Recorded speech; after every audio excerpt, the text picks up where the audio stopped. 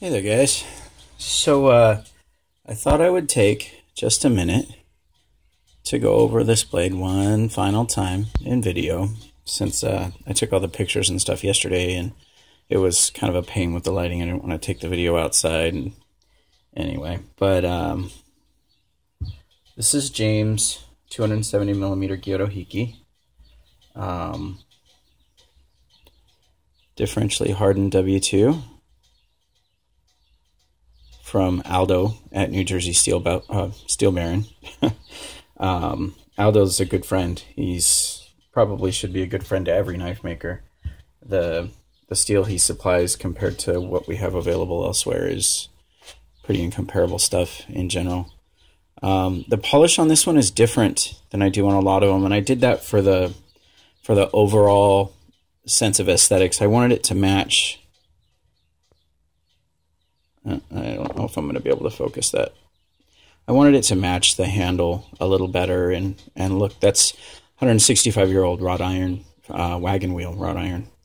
But I wanted it to fit in a little better, and I highly polished completely. I mean, it's still 3000 grit, and it's still quite reflective, but it's not finished to the same. I left some oxides on it from the etch, basically, is what it amounts to, so that it kind of looks like it has use in patina.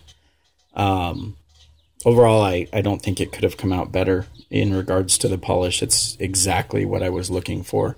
You can still see, you can actually see activity above the hamon in this area here, right along the habuchi there. It turned out really cool. It's quite sharp as far as that goes. I mean, James will put his own edge on it. I'm positive. All the guys that I make knives for do, and that's what they're for. I mean, we're very particular about what we do with these things. That's why we pay what we do for them. So anyhow, this is the knife, and yeah, you want to look a little closer at the handle. And in hand, it's perfect. I mean, the thing, it's just your hand never even touches this in use. I mean, even with a pointer finger grip, if for some reason you were to use a hammer grip, you can feel, you know what I mean. You can feel the cutouts, but you can't.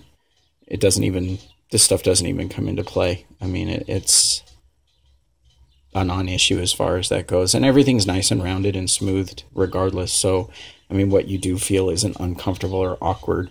This knife's not meant to be used like this regardless, but, you know, in this kind of grip, it's got really good balance. The balance is about 1 centimeter in front of the edge of the choil. So probably about right here is the balance point. And, you know, it works. It's got a lot more forward weight than a lot of knives that I make, and that should make it a lot of fun to cut with. Let me see here. You cannot, the glare of the light, if you look here, you get a much better sense of the thickness. See, the light makes it look quite a bit larger. There you go. That gives you a much better idea of actually how thin the blade is. The spine isn't the thickest part of the blade, so it's kind of deceptive, but it's relatively thin. Let me see.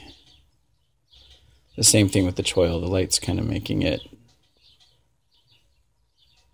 you know, a little deceptive. But regardless, it's definitely a cutter. I used it to make lunch today, and it performed exactly like I had expected. So there we go. Again, there's James's knife, and get a better overall view there, and I hope he likes it.